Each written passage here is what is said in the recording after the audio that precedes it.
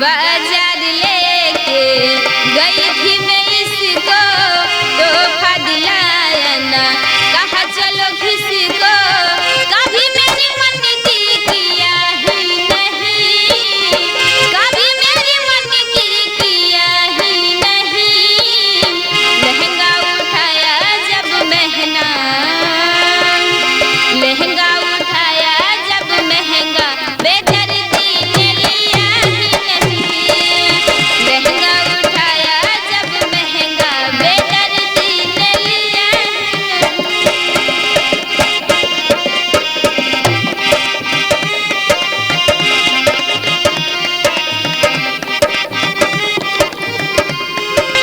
पहले तो छलिए ने अंगुली लगाई, मीठी मीठी बात किया मुझे फुसलाया। पहले तो छलिए ने अंगुली लगाई, मीठी मीठी बात किया मुझे फुसलाया। बहके बदन मेरी तड़पे जवानी, हो जाऊंगी ना उनकी दीवानी।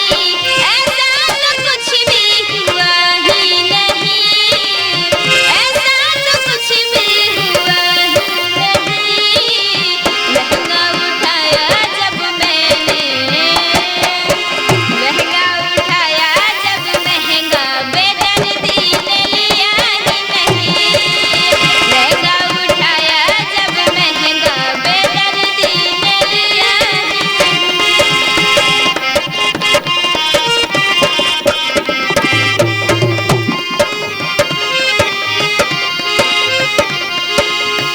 बाजार लेके मैं गई